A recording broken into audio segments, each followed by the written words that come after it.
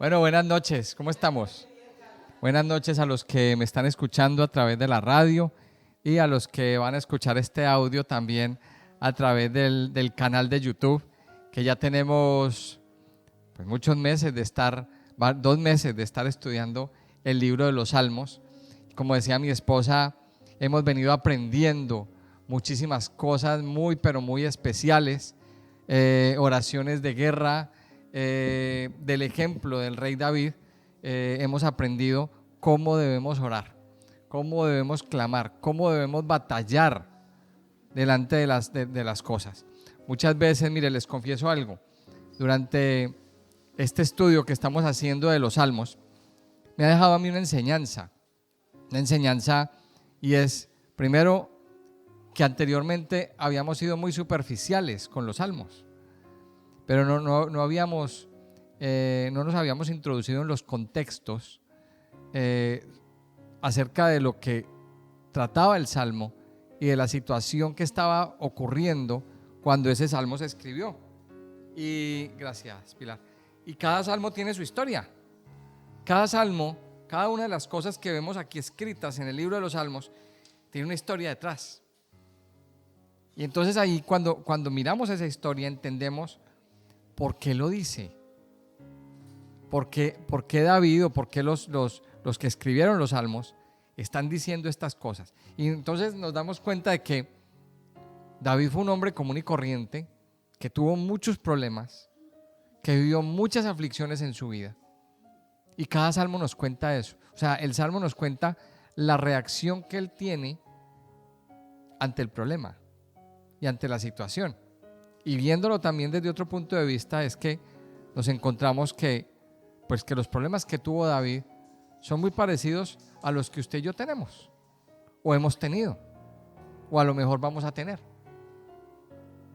Problemas, personas envidiosas. Esta semana que mi esposa hacía el devocional en la noche, llegábamos a la conclusión de que habían unas personas llenas de envidia, envidiosos alrededor de David, que lo que querían era matarlo e incitaban al rey para que el rey lo persiguiera, hablara mal de él. Eran los que estaban ahí puyando, como se dice, para que metiéndole cizaña al rey, comiéndole la cabeza al viejito, para que el rey persiguiera a David y lo matara. Mire, cosas como esas pasan, y cosas como esas nos pasan hoy en día. Personas malintencionadas que hablan mal de nosotros, que nos tienen envidia por cualquier cosa, por lo que tenemos y por lo que no tenemos, por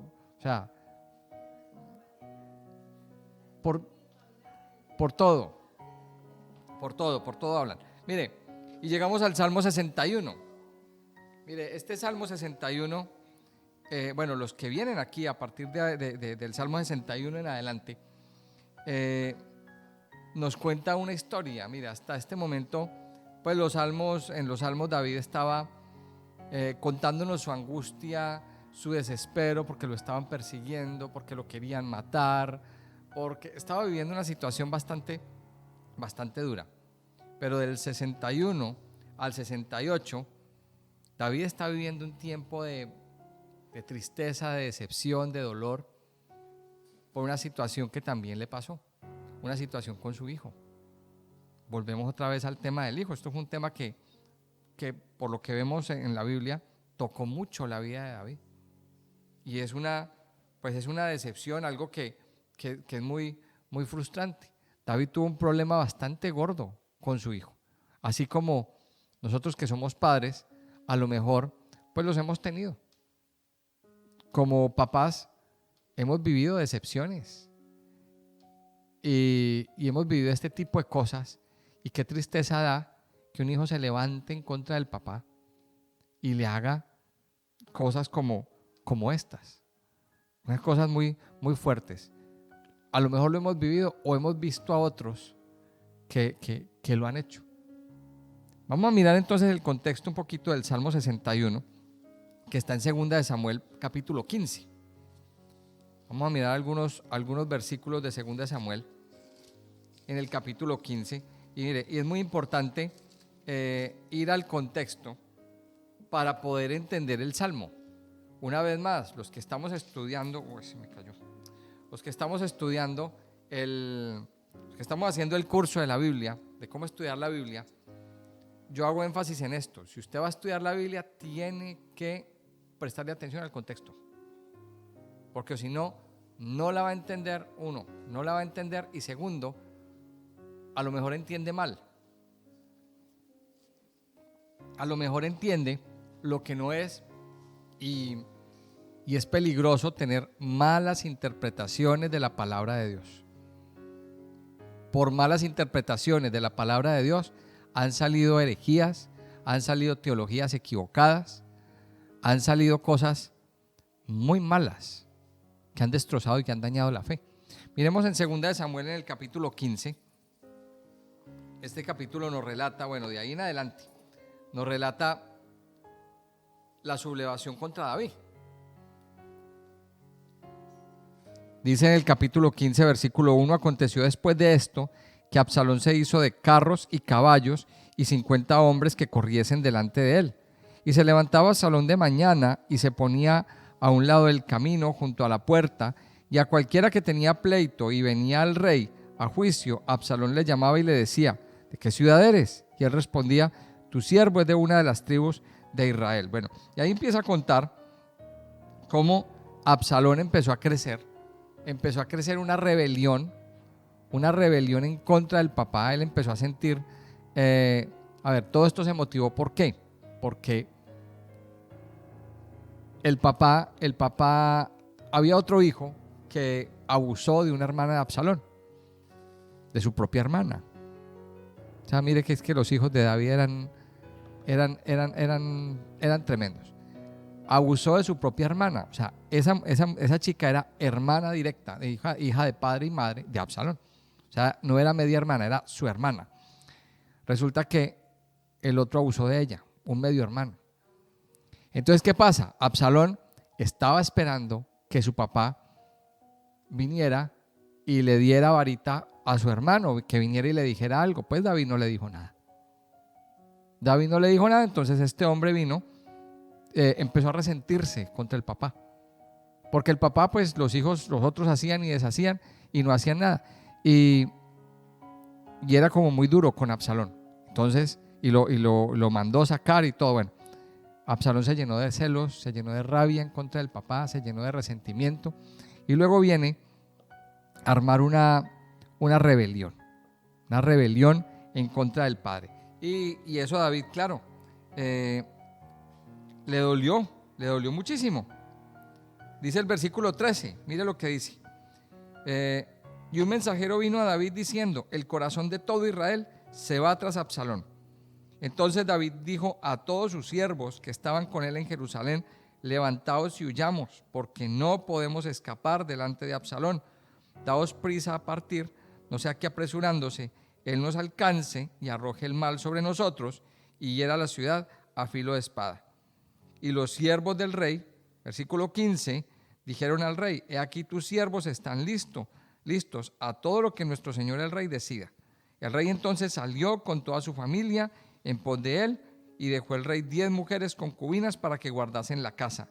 Salió pues el rey con todo el pueblo que le seguía, y se detuvieron en un lugar distante. Y todos sus siervos pasaban a su lado, con todos los cereteos y peleteos y todos los geteos, 600 hombres que habían venido a pie desde Gat, iban delante del rey. Mire esta situación. El rey tuvo que salir huyendo con su familia, con su casa, y estuvo muchos meses en otro lugar, en el exilio, como se dice hoy en día políticamente. Eso para David fue muy doloroso. Ver cómo su hijo lo odiaba, ver cómo su hijo lo derrocó, ver cómo su hijo se tomó la autoridad y cómo el corazón de este hijo se iba desviando cada día poquito a poco. Ese es el contexto de este salmo. Mientras David estaba allá, porque él dice por aquí más adelante, que no lo encuentro, que David salió llorando, David salió lamentándose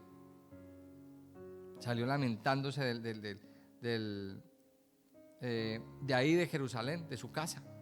Él salió llorando mucho por eso. Pues ahí está el contexto de este salmo. La tristeza profunda que estaba viviendo David, la decepción. Ahora, con respecto a lo que decía mi esposa hace un momentico, léalo. Y David subió la cuesta de los olivos y la subió llorando, llevando la cabeza cubierta y los pies descalzos. También todo el pueblo que tenía consigo cubrió cada uno su cabeza e iban llorando mientras subían. Bueno, entonces, mire, ahí lo dice. David subió la cuesta del monte de los olivos y la subió llorando, llevando la cabeza cubierta y los pies descalzos. Mire, ahí está.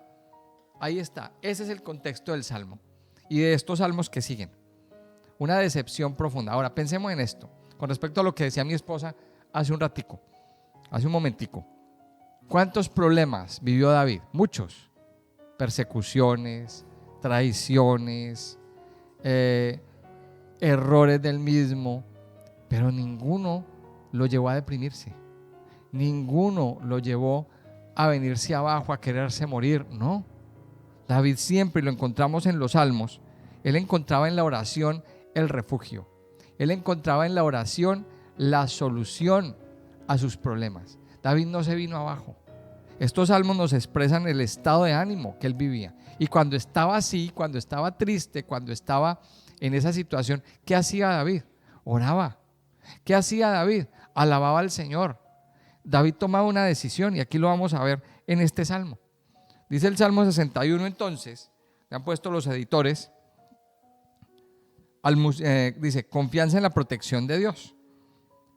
Ya habiendo escuchado el contexto, dice, al músico principal sobre Nequinot, Salmo de David.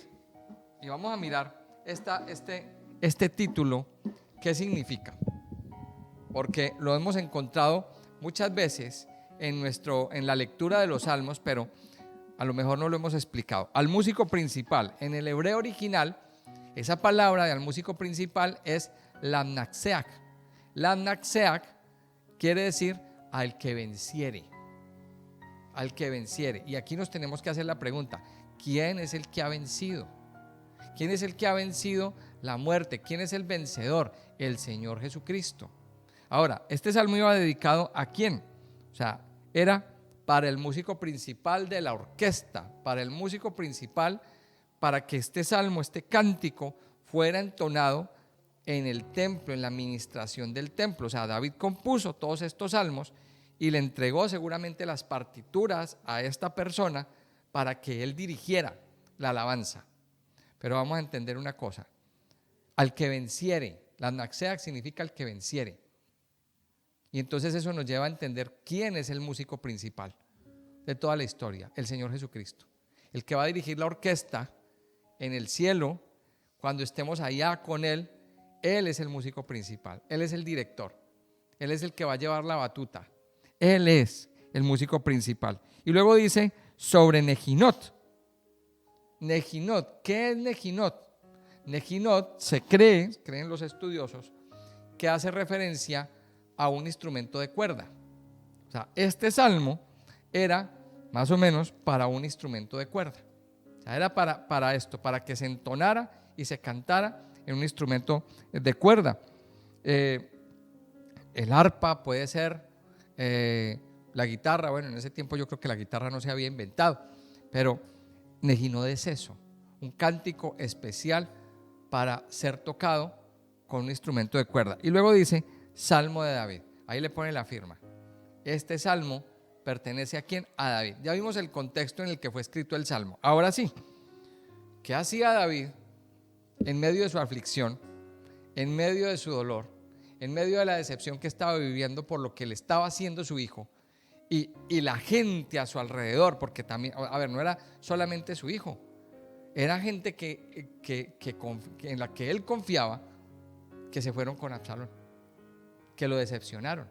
Y aquí hay una historia más adelantico, ahí en el capítulo 17, de un hombre que él ayudó, llamado Mefiboset, que él era paralítico y era un descendiente del rey Saúl.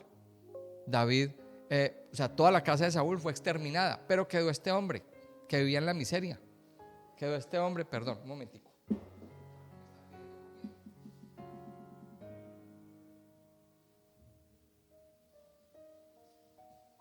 Quedó este hombre, Mefiboset, que era un hombre lisiado, era un hombre paralítico y vivía en la miseria y era un descendiente del rey Saúl. Entonces David lo ayudó.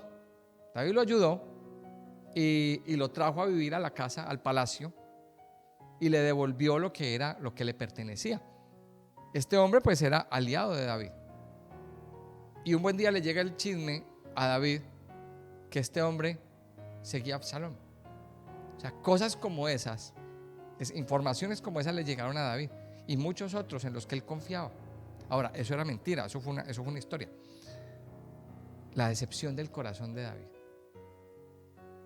La decepción del corazón. Entonces David dice, póngale atención, vamos a ir leyendo por partes.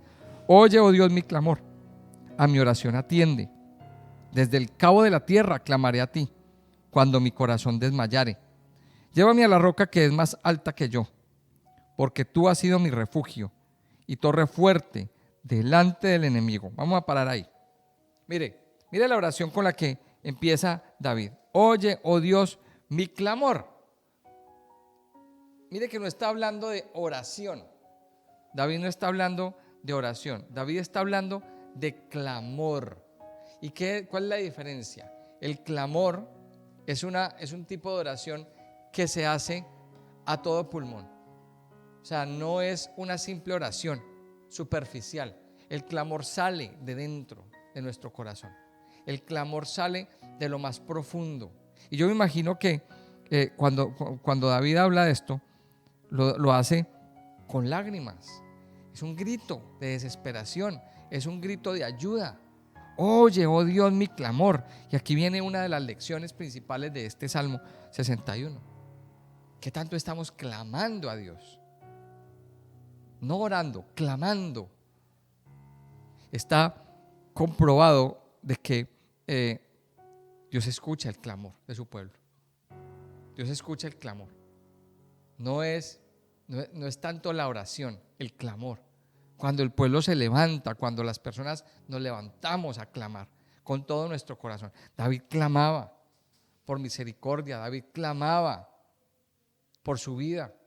Y sobre todo, sé y estoy seguro que David clamaba por su hijo.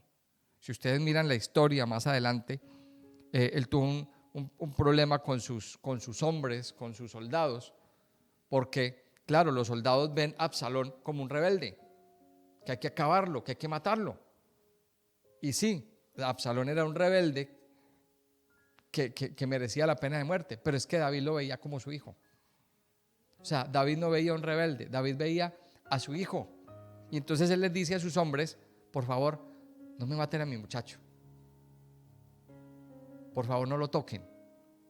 Y entonces, claro, los hombres que están a su alrededor no entienden, ¿cómo así? Claro, es que era la misericordia. David clamaba, ¿por qué? Porque hubiera un arrepentimiento de parte de su hijo, porque su hijo se corrigiera. Mire, oye, oh Dios, mi clamor, a mi oración atiende. ¿Qué tenemos que hacer cuando estamos en medio de la tristeza, en medio del dolor y en medio de este tipo de situaciones? Clamar a Dios y orar. Mira lo que está diciendo. Desde el cabo de la tierra clamaré a ti cuando mi corazón desmayare. Desde lo último de la tierra. No importa dónde estemos. Desde el cabo de la tierra. Yo sé que a lo mejor mucha gente me está escuchando desde tierras muy lejanas. Esta transmisión llega a muchas partes. Cualquier persona en cualquier parte del mundo que sepa que existe Radio Renacer España puede sintonizarla y pueden mirar el canal de YouTube. Entonces, este canal de YouTube o este audio lo pueden estar escuchando, yo qué sé, en los Estados Unidos, en Alaska, en Rusia. ¿Cómo es que llama la puntica de África? La Patagonia, el Cabo de la Buena Esperanza. Eso es lo último de la tierra. Vamos a mirarlo así. Eso es lo último de la tierra. O sea, el sitio más lejos. Mire, en Australia también. Yo sé que nos escuchan. Desde el cabo de la tierra, dice aquí, clamaré a ti cuando mi corazón desmayare. No importa dónde esté, desde lo más lejano, desde el sitio más alejado. Mire lo que dice David, la decisión que toma: clamaré a ti cuando mi corazón desmayare. Cuando nuestro corazón desmaya, es momento de clamar, es momento de levantar la voz. No es tiempo de deprimirnos. Mire, nosotros como cristianos, como hijos de Dios, eso no nos puede llegar. Ahora, la depresión y la tristeza, ¿cómo les explico? Llegan, sí. Y hay momentos en que nos preguntamos muchas cosas, nos cuestionamos, nos entristecemos por muchas razones. Pero hay una solución, y es clamar, poner en Dios nuestra esperanza, recurrir a nuestro Dios, a nuestro Rey. ¿Qué es lo que sucede?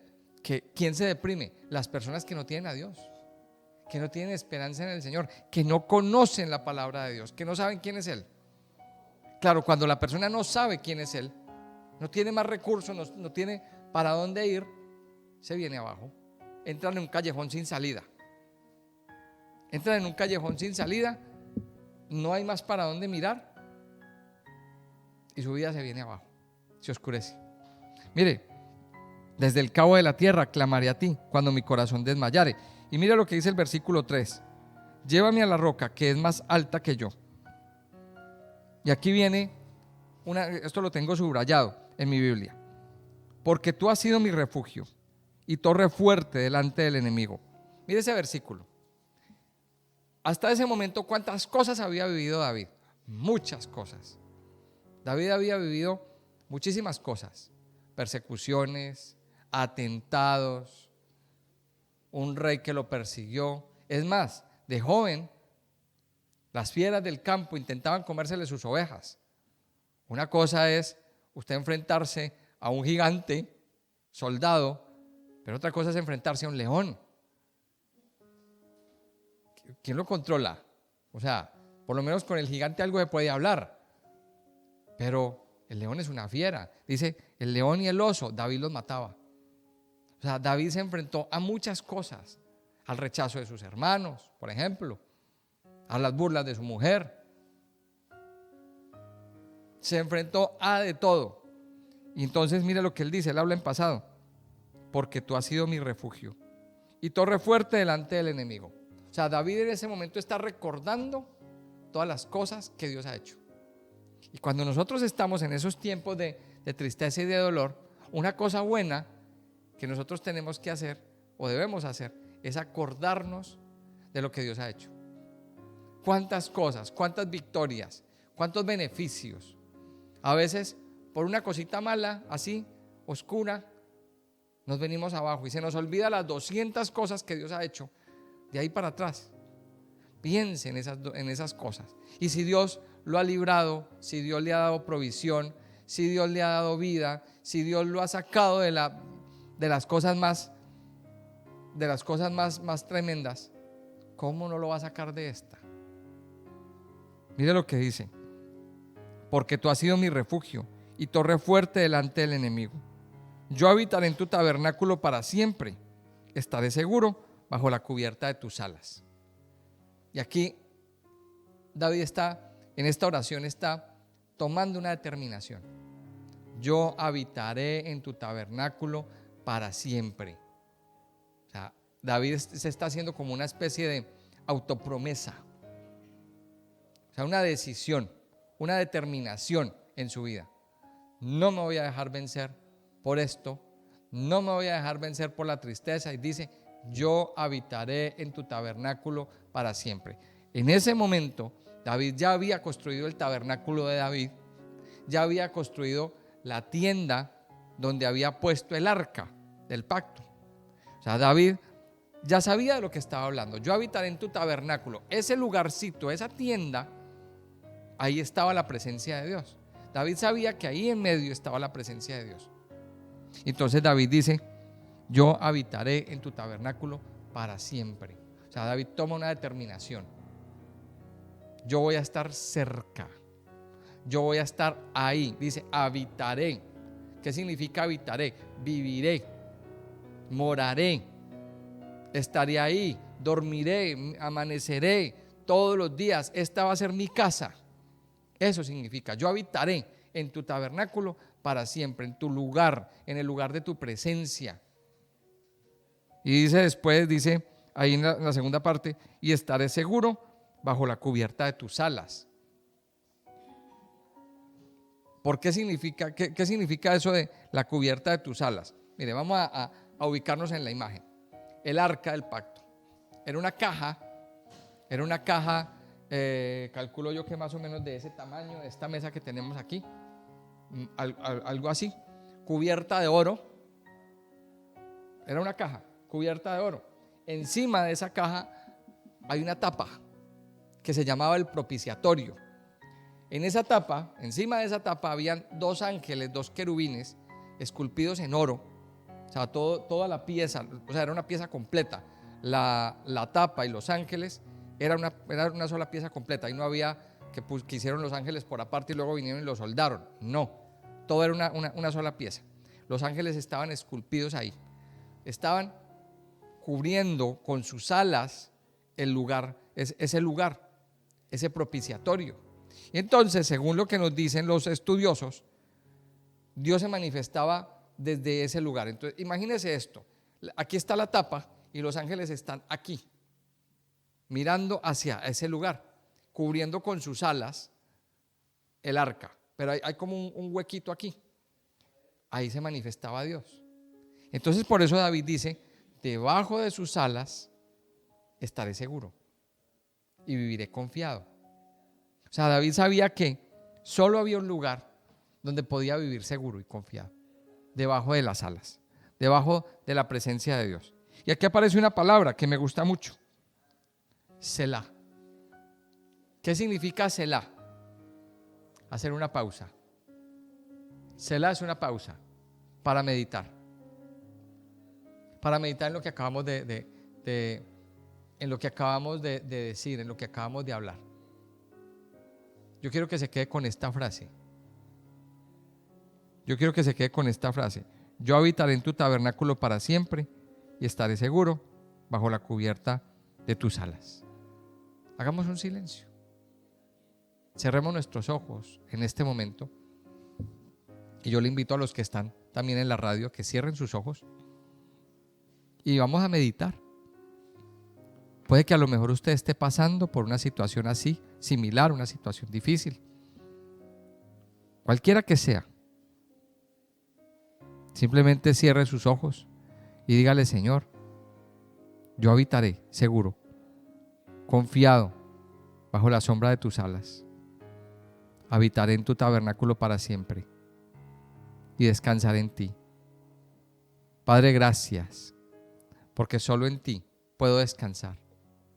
Gracias porque solo en ti, Señor, puedo estar seguro y puedo vivir confiado. No importa el problema que esté viviendo, no importa la situación que estemos pasando, solamente en ti, Señor, yo puedo vivir confiado, que tú me proteges, que tú me guardas, que solo debajo de tus alas yo puedo estar seguro, Señor. Gracias por la seguridad, Señor. Gracias por la protección. Gracias, Señor, por estar con nosotros. Y sigue el Salmo diciendo en el verso 5: porque tú, oh Dios, has oído mis votos, me has dado la heredad de los que temen tu nombre. ¿Qué votos? ¿De qué votos está hablando? ¿Qué son los votos? Votos es una promesa. Y aquí David está haciendo alusión a una promesa. Y aquí vamos a pensar en esto. ¿Cuántas veces le hemos prometido cosas a Dios? ¿Cuántas veces usted, en medio de su oración, le ha prometido cosas a Dios? Vamos a pensar. David acaba de hacerle una promesa: yo habitaré en tu tabernáculo para siempre. O sea, eso es una promesa, eso es un voto. Y luego dice David: porque tú has oído mis votos. El tema de los votos es un tema que lo toca la Biblia. Lo toca la Biblia. En la Torá, en la ley. Es un tema muy extenso, pero son promesas, son promesas que se hacen. A veces, como seres humanos, hacemos votos y promesas a la ligera. Y sobre todo que es muy delicado hacerle promesas a Dios y hacer promesas con las cosas de Dios. Por ejemplo, Señor, si tú salvas a mi hijo, yo te hago esto. Señor, si tú salvas a mi hijo, si tú me das tal cosa, Señor, yo te voy a dar el diezmo de cosas. Esas son promesas. Y hay personas que se han atado y le han hecho promesas a Dios y luego no le han cumplido. Y eso es muy delicado. Es muy delicado cuando usted haga una promesa, cuando usted haga un voto delante de Dios. Mire, cúmplalo. O si no está dispuesto a cumplir, pues entonces no prometa nada. Entonces es una cosa muy delicada. David estaba diciendo aquí: porque tú, oh Dios, has oído mis votos, me has dado la heredad de los que temen tu nombre. Luego dice el versículo 6 y el versículo 7: días sobre días añadirás al rey, sus años serán como generación y generación, estará para siempre delante de Dios. ¿De qué está hablando David? ¿Será que David estaba hablando de que iba a vivir 200, 300, 400 o 1000 años? No, David no estaba hablando de eso. David, en medio de su oración y en medio de los salmos, también la oración de David es profética. David ya había recibido una promesa de parte de Dios, la promesa de que un hijo suyo se iba a sentar en el trono para siempre. Un hijo suyo. ¿Y quién es ese hijo? El Señor Jesucristo. El Señor Jesucristo es descendiente del rey David. Él es de la tribu de Judá. Era de la tribu de Judá. Entonces miremos: días sobre días añadirás al rey. Y luego dice: sus años serán como generación y generación. Él está hablando ¿de qué? De esos días y de que el reino iba a ser eterno. David está hablando de eso. Dice: estará para siempre delante de Dios. O sea, un trono eterno. Prepara misericordia y verdad para que lo conserven. O sea, David aquí, en estos dos versículos, nos está diciendo la certeza de esa promesa que Dios le hizo. Vendrá alguien de tu descendencia a sentarse en el trono. ¿Y quién es? Es el Señor. Es el Señor Jesucristo, que vino en el pasado y ya murió en la cruz, resucitó y ascendió al cielo, pero va a volver a tener un reinado eterno. El Señor viene para tener un reinado eterno, para tener un reinado para siempre. ¿Basado en qué? En la misericordia y la verdad.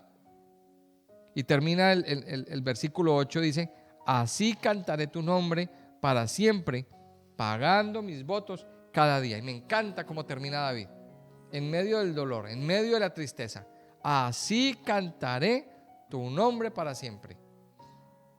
Cuando usted esté triste, alabe al Señor. Mire, tenemos una herramienta preciosa, la alabanza. Tenemos una herramienta y tenemos un arma. No sé cómo lo podemos tomar, de las dos formas. La alabanza es un arma. Es un arma que usted y yo tenemos en nuestras manos para derrotar a ese enemigo que se levanta, que quiere venir a dañarnos. Ahora, acuérdese de esto: hay enemigos internos y hay enemigos externos. Los enemigos internos, ¿cuáles son? Pues los que vienen de nosotros mismos, de nuestro interior. El temor, la tristeza, la falta de fe, cuando decimos que yo no puedo, las dudas. Todo eso son enemigos interiores. Todo eso viene de dentro de nosotros. Pues cuando usted alaba al Señor, derrota a su enemigo interior. Ese enemigo que dice yo no puedo. Que cuando nos enfrentamos a una situación: ay no, yo no puedo con esto. Esta situación es muy dura para mí. Yo no sé si soy capaz de soportar esto. Y una vez más, piense en todo lo que ha vivido David. Y piense en esa situación de decepción con su hijo y con la gente a su alrededor. Ahora, los enemigos externos, ¿cuáles son? Los enemigos externos son los que vienen de fuera. los enemigos, el enemigo, el diablo, manipula personas a nuestro alrededor. Personas que no tienen en su corazón el amar a Dios. Personas que no tienen en su corazón el amar a Dios, en seguir a Dios, y se dejan manipular. Se dejan manipular. Y entonces ahí es donde vienen que se levantan hijos, se levantan esposos o esposas, se levantan jefes. Bueno, ya tengo dos. Gracias. Bueno, mire, se levantan personas de alguna manera a querer dañarnos, a querer dañarnos el día, a querer ponernos de mal genio. Cualquier persona se levanta. El vecino, la vecina, el profesor, el jefe, un compañero de trabajo, la gente de su misma casa, sus hermanos, sus hijos, esposo, esposa. Sí. Entonces, mire, su pelea, y le voy a decir a usted este secreto, su lucha no es contra esa persona, su lucha es contra los seres espirituales que manipulan a esa persona. Porque nuestra lucha no es contra sangre ni carne, sino contra potestades, contra principados, contra huestes espirituales de maldad. Efesios 6. ¿Cómo? Ejércitos. Ejércitos, imagínese usted. No es una sola, son ejércitos. Son huestes, son muchos. Así cantaré tu nombre para siempre. Mire el compromiso que tenía David. Para siempre. No está hablando de una cosa puntual, sino un estilo de vida. La alabanza como estilo de vida. Me encanta que David siempre termina los salmos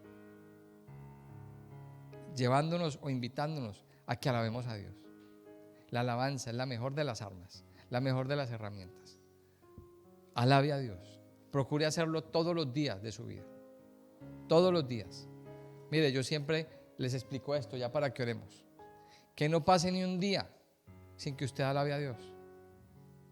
Grábese eso en su mente, en su corazón. Que no pase ni un día sin estudiar la palabra de Dios. Que no pase ni un día. Que no se acabe el día sin que alabemos a Dios en nuestra vida, en nuestra casa. Cuando usted alaba al Señor, todos esos enemigos son espantados, se van. Nuestra vida se pone en orden. Así cantaré tu nombre para siempre, pagando mis votos cada día. Y luego viene el Salmo 62, que es el que vamos a estudiar mañana. Ya no lo vamos a estudiar hoy, no alcanzamos. Pero ese lo vamos a estudiar mañana. Que el Salmo 62 es el mismo contexto. Es como la segunda parte de este Salmo. Es como la segunda parte. Pero hay que dejar algo para mañana, ¿no? Hay que dejar algo para mañana. No se puede poner toda no podemos echarnos toda la dosis, porque hay que dejar algo para mañana. Salmo 61 nos ha regalado el Señor. Vamos a orar. Vamos a orar y vamos a poner en las manos de Dios nuestra vida, nuestra confianza y todo nuestro ser. Amado Señor, amado Padre, aquí estamos delante de ti, Señor. Nuestra vida está en tus manos. Nuestra vida te pertenece a ti, Padre Dios. Que a pesar de las situaciones que estamos viviendo o que podamos estar viviendo, tú siempre estarás al cuidado de nosotros, Señor. Siempre nos estarás cuidando. Siempre nos estarás llenando con tu amor, con tu presencia. Al igual que David, a lo mejor estamos viviendo una situación apremiante. A lo mejor estamos viviendo una situación difícil. Al igual que David, a lo mejor usted estará viviendo una gran decepción en su vida. Pero sabe que David, en medio de ese dolor, en medio de esa tristeza, levantaba su voz, levantaba su clamor, no paraba de orar. Yo quiero invitarle a que usted hoy levante su clamor delante del Padre y le diga: Señor, gracias porque tú has oído mi clamor. Gracias porque tú oyes mi voz. Y porque hoy puedo, Señor, refugiarme bajo la sombra de tus alas. Aún en medio de la tristeza, en medio del dolor, te pido, Padre, que me lleves a la roca que es más alta que yo. Yo quiero invitarle a que usted hoy ponga delante de Dios su problema, cualquiera que sea, la situación que usted esté viviendo. Y dígale: Señor, hoy quiero habitar bajo la sombra de tus alas. Hoy quiero vivir confiado, Señor, para siempre en tu tabernáculo, sabiendo que solo en este lugar, Señor, puedo vivir seguro. Solo en este lugar, Señor, puedo habitar confiado. Ayúdame cada día, Señor, a permanecer, a tomar la decisión firme de estar allí, Señor, rodeado por tu presencia, rodeado por tu gracia, rodeado por tu amor, Señor, por tu calor. Sabemos, Señor, que cuando estamos fuera, muchas cosas pueden suceder. Pero cuando estamos, Señor, en ese lugar, está tu presencia rodeándonos, protegiéndonos, guardándonos, Señor. Aquí nos vamos a dar cuenta, cuando estudiamos los salmos, que David vivió muchas cosas, pero él oraba y clamaba, pero sobre todo alababa al Padre. Padre, ayúdanos cada día a refugiarnos en ti. Ayúdanos cada día, Señor, a cantar de tu poder, a alabarte cada mañana, Señor, a alabarte por tu amor y por tu misericordia, y a expresar con todo nuestro corazón nuestro clamor en gratitud por lo que tú estás haciendo y en gratitud por lo que harás, Señor. Padre, gracias, mi Señor, porque todos estos problemas, todas estas situaciones siempre nos conducen a ti, Señor. Gracias porque cada lágrima derramada, Señor, cada sufrimiento nos conduce a ti, Padre. Y hoy tomamos la determinación. Yo habitaré en tu tabernáculo para siempre. Y debajo de tus alas estaré seguro, estaré confiado, tendré vida. Padre, gracias, porque solo en ti confía mi corazón. Solo en ti confía mi vida y mi alma, Señor. Y puede que a lo mejor los problemas no pasen todavía, pero sé que estaré seguro en que tú me darás la victoria. Ayúdame, Señor, a alabarte todos los días de mi vida. Ayúdame a levantar a ti alabanza, Señor. Ayúdame a levantar mis alabanzas para ti, porque tú mereces toda la gloria, toda la honra, toda la exaltación y toda la alabanza por siempre y siempre y siempre. En esta noche, Señor, yo te alabo. En esta noche yo levanto mi voz y proclamo tu misericordia. Te doy gracias por tu fidelidad. Te doy gracias por tu amor. Te doy gracias, Señor, porque tú eres bueno, porque tú eres poderoso, porque tú eres Jehová de los ejércitos, el que derrota al enemigo, el que está derrotando al enemigo en batalla por nosotros, Señor. Yo te alabo, Padre, y te bendigo en esta noche, en el nombre precioso de Jesús. Amén y amén.